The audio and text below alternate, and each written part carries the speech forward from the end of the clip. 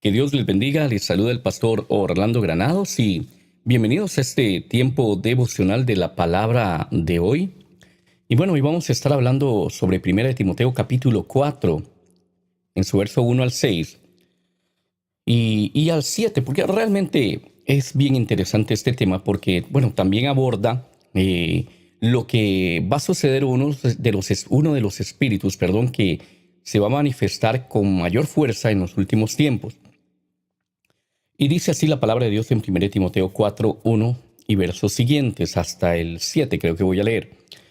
Pero el Espíritu dice claramente que en los postreros tiempos algunos apostatarán de la fe, escuchando a espíritus engañadores y doctrinas de demonios, por la hipocresía de mentirosos que, teniendo cauterizada la conciencia, prohibirán casarse y mandarán abstenerse de alimentos que Dios creó para que con acción de gracias participasen de ellos los creyentes y los que han conocido la verdad. Porque todo lo que Dios creó es bueno y nada es de desecharse si se toma con acción de gracias. Porque por la palabra de Dios y por la oración es santificado.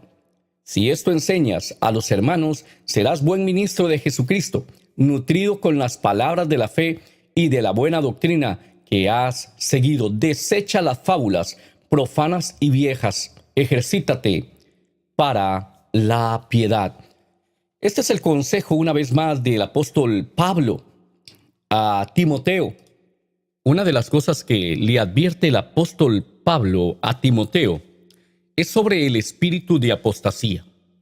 Y le dice, tienes que saber que en los últimos tiempos el espíritu de apostasía se va a manifestar de una manera tremenda, de una manera poderosa, si lo podemos decir de esta forma, pero que su manifestación iba a ser algo constante en la iglesia del Señor.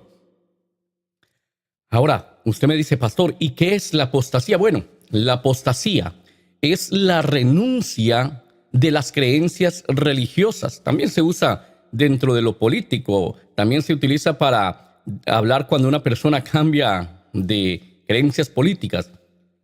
Pero desde luego que este término es más utilizado dentro del ámbito religioso. Y una persona que se convierte en apóstata es una persona que renuncia a ciertas creencias. Renuncia a lo que ha estado hablando y ha estado creyendo durante su vida. Entonces a esto se le llama apostasía. La apostasía va a ser un espíritu que se va a manifestar terriblemente en los últimos tiempos. Y sin duda estamos en los últimos tiempos. Durante los últimos años hemos visto iglesias enteras renunciar a lo que han creído. Hemos visto ministros que en un momento pues sirvieron a Dios, renunciar y seguir ahora otras doctrinas de demonios.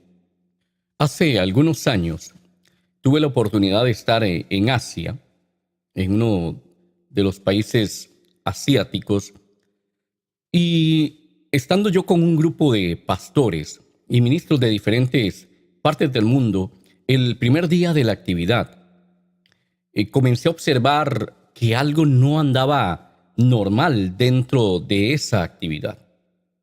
Y algo me inquietaba y yo comencé a notar ciertos comportamientos y ciertas cosas que no es lo que conocemos dentro de la iglesia cristiana evangélica. Y comencé pues a investigar un poquito más, pero algo inquietaba mi espíritu, algo no me calzaba bien. Y claro, como veía ministros ahí que también de una otra manera pues también conocía, y dije, bueno, voy a revisar esto, qué es lo que está pasando. Y esa inquietud obviamente me llevó a hacer una investigación ese mismo día, porque yo veía que habían cosas que eran modelos de repetición, música para que entraran prácticamente en un estado pasivo la gente, de meditación, de manera como las que usan las sectas usualmente para que sus doctrinas sean más fácilmente asimiladas. Y en medio de mi búsqueda, pues me di cuenta que su doctrina no era una doctrina correcta. Entonces yo comencé a hablar con algunos de los líderes de este grupo, de esta secta, y a discutir y disertar sobre la doctrina cristiana. Hablé con dos, con tres, y me di cuenta que obviamente era un grupo encubierto que se hacía pasar por cristiano, pero que no era cristiano. Y estoy hablando de una organización sumamente grande, una organización que en esa actividad se habría gastado, perdón, algunos cuantos millones de dólares en esa actividad. Vi gente llegar, expresidentes, y donar, hermano, gente de algunos países de África, y donar, por decirlo así, millones de dólares para eso.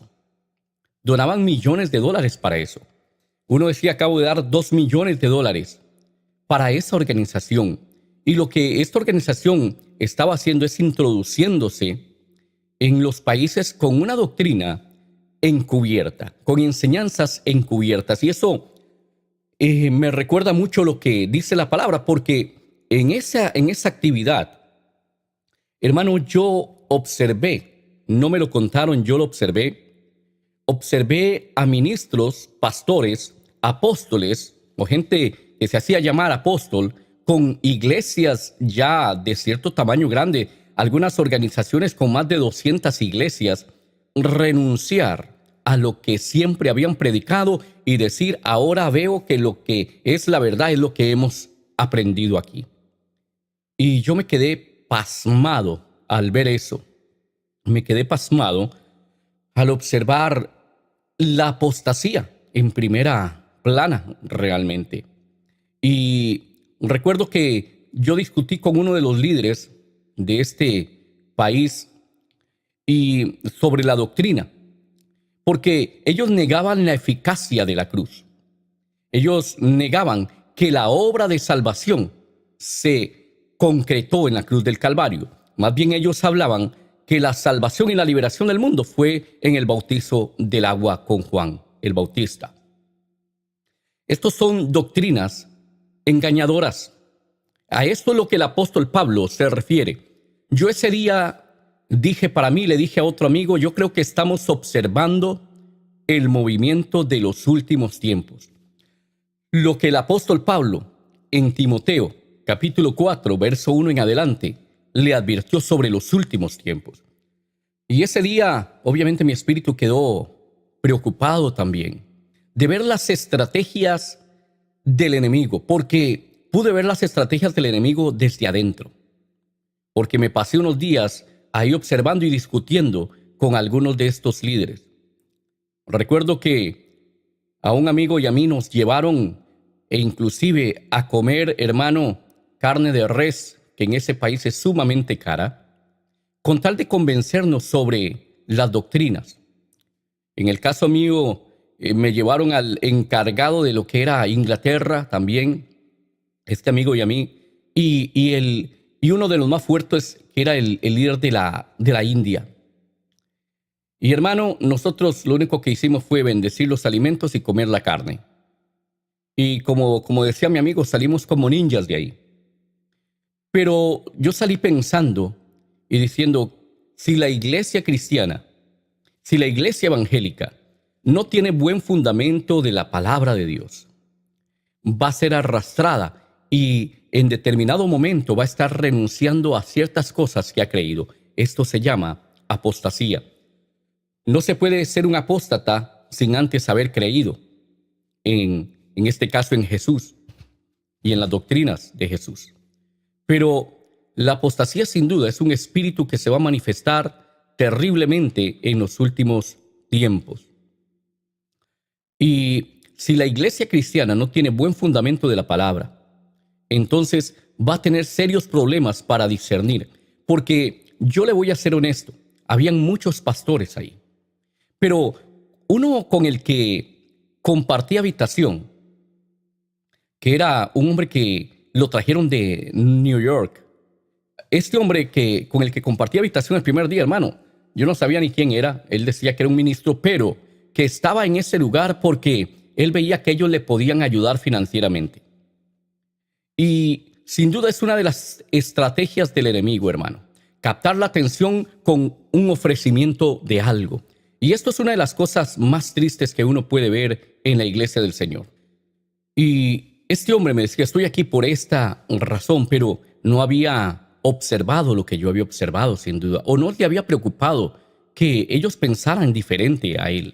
Simplemente vio la oportunidad de solventar alguna necesidad financiera o de que le ayudaran para levantar algo que no podía levantar. Y déjeme decirle algo, hermano.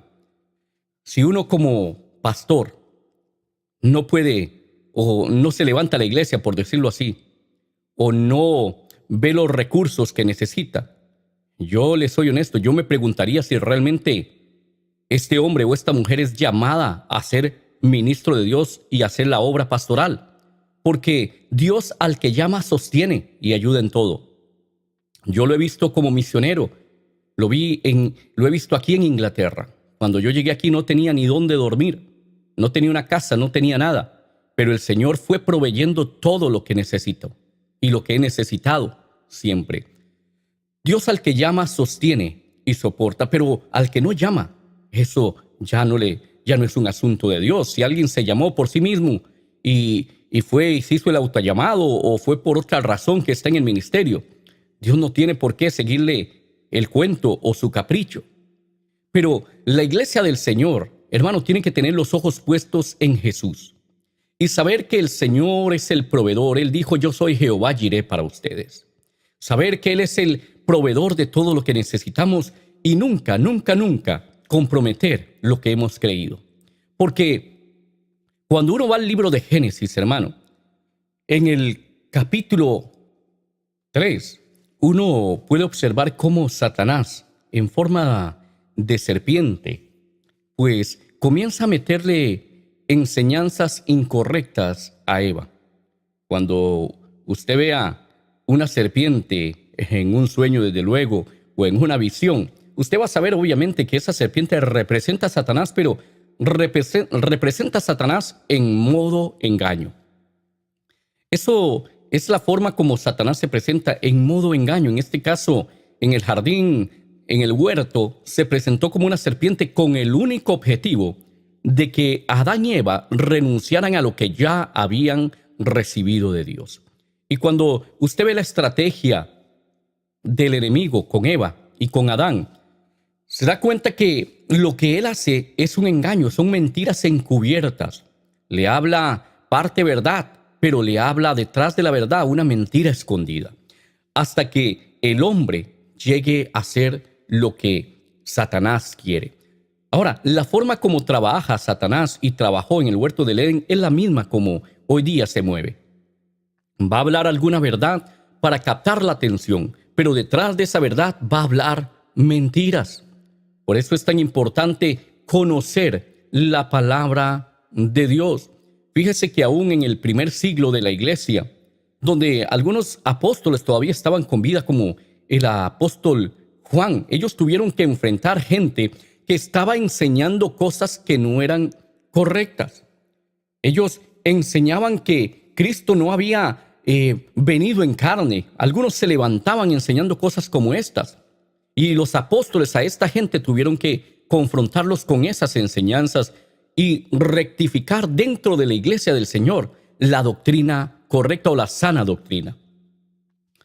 Es muy importante que nosotros sepamos que estos espíritus se van a meter dentro de la iglesia y que obviamente muchos de estos grupos que traen estas doctrinas encubiertas vienen de países donde sus economías son economías potentes, de manera que van a tratar de una u otra forma de seducir al creyente para que siga sus enseñanzas. Siempre hay una carnada. Hermanos, si el pez supiera que detrás de la carnada está el anzuelo, yo le aseguro que tendría más cuidado cuando se acerca a esa carnada.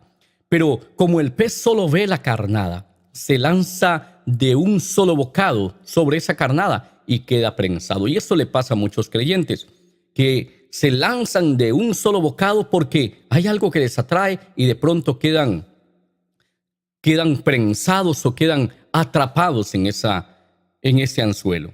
Yo recuerdo, tengo un muy buen amigo mío con el que estaba en este país de Asia y él estaba en involucrado en toda la política, pero es un ministro de Dios, un hombre de Dios. Y me dice, Orlando, esta gente sin duda es una secta. Y me dice, lo que querían conmigo era que les consiguiera un espacio para introducirse y establecer un centro en mi ciudad. Hermano, esta gente trabaja de manera sigilosa, pero si usted tiene palabra de Dios, usted no va a ser engañado ni yo tampoco. Ahora, qué importante es que volvamos a los rudimentos de la fe. Qué importante es que volvamos al discipulado correcto. Una de las mayores carencias de esta generación es la falta de un discipulado serio y correcto. Antes, las iglesias tenían discipulados más serios, hermano. Me refiero más serios a que eran constantes en la enseñanza de la doctrina. Las iglesias, por ejemplo, bautistas, muy buenas dentro de la enseñanza de la doctrina. Yo no soy bautista, desde luego, ¿verdad? Pero tengo amigos bautistas, son nuestros hermanos en la fe. Pero, hermano, eran muy buenas, o son, no sé, al día de hoy, pero eran muy buenas en su enseñanza doctrinal, el fundamento doctrinal. Quizá en el movimiento del Espíritu Santo no era su fuerte, pero dentro de los fundamentos de la fe, era gente que, hermano, te enseñaba muy bien, muy bien. Y yo creo que eso se ha perdido porque la iglesia actual está enfocada en asuntos, hermano, que no es que sean malos, pero que no son tan vitales como los fundamentos de la fe. Nosotros tenemos que volver a hablar de Jesucristo, su nacimiento virginal. Hermano, tenemos que hablar de la cruz, tenemos que hablar del poder de la sangre, tenemos que hablar de la autoridad de las Escrituras, sin duda. Tenemos que hablar, hermano, de todo lo que forma nuestro fundamento doctrinal. Todo creyente tiene el deber de estudiar las Escrituras y conocer la doctrina correcta, para que no sea engañado, porque, hermano, yo he visto mucha gente también aquí en Inglaterra, de pronto que ha estado en la iglesia y después usted dice, ¿dónde están? Y están metidos en grupos, hermano, que enseñan doctrinas incorrectas, y esa es su responsabilidad. Si usted está en una buena iglesia, no se mueva de esa iglesia, porque, hermano, como he repetido algunas veces, no todo lo que brilla es oro. Y hay cosas que parecen buenas, pero detrás tienen un espíritu, hermano, que no es correcto, y a eso se llama engaño. El ministro de Dios debe ser y estar enteramente preparado, dice la palabra, para enseñar la doctrina de Dios. Si no está enteramente preparado, es mejor que no se meta en lo que Dios no lo llamó, porque hay una gran responsabilidad para con la gente. No estamos hablando, hermano, de plátanos ni de bananos, ni estamos hablando de mangos ni de guayabas, ni estamos hablando de ninguna de estas frutas ni verduras ni nada. Estamos hablando de almas y estamos hablando de vidas. El ministro cristiano, el que es pastor o llamado a ser pastor, tiene que estar enteramente preparado. Y si no está enteramente preparado, sin duda es que Dios no le ha llamado a ser ministro y él mismo se ha puesto. Tiene que estar formado, tiene que estar bien adoctrinado, porque en estos tiempos estas doctrinas se van a meter, hermano, por todo lado, y solo las iglesias y los ministros que estén bien parados en el Señor van a poder discernir, como lo hizo la iglesia de Éfeso allá en Apocalipsis capítulo 2, donde Dios le reconoce a esta iglesia y le dice, yo sé que tú has aún probado a los que se dicen ser apóstoles y los has hallado mentirosos. La iglesia del Señor, hermano, la iglesia actual tiene que tener tal conocimiento de las Escrituras, tiene que tener tal conocimiento de la palabra de Dios que sea capaz de discernir cuáles son verdaderos apóstoles y cuáles no son verdaderos apóstoles, cuáles son verdaderos pastores de Dios, del Cordero Santo, y cuáles no son pastores de Dios. Si no, las doctrinas engañadoras de demonios se van a introducir en la iglesia. Y como he dicho, no estamos hablando, hermano, de verdura, ni estamos hablando de frutas, estamos hablando de almas. Y nosotros, los ministros de Dios, tenemos la responsabilidad de enseñar la doctrina sana y correcta a la iglesia. Es nuestra responsabilidad y es nuestro trabajo enseñar la doctrina correcta. Así que si alguien es ministro y es pastor, sepa que tiene que estar enteramente preparado. Y si no estudia la palabra, hermano, yo no concibo a un ministro que no se quiera preparar estudiando la palabra. Es mejor que se retire de ser ministro si no quiere prepararse, porque va a enredar a más de uno. Cuando venga algo como esto, no va a poder discernir lo que es correcto. Pero en última, hermano, la responsabilidad es de cada creyente. Tenemos la responsabilidad de estudiar las Escrituras. Así que en esta mañana, en este día, váyase y métase a las Escrituras. A partir de ahora, cada día, no solo se quede con este tiempo devocional o de meditación de la palabra, sino que estudie las Escrituras con solicitud, estúdielas en serio. Y si usted es ministro, con más razón debe de hacerlo. Que Dios les bendiga.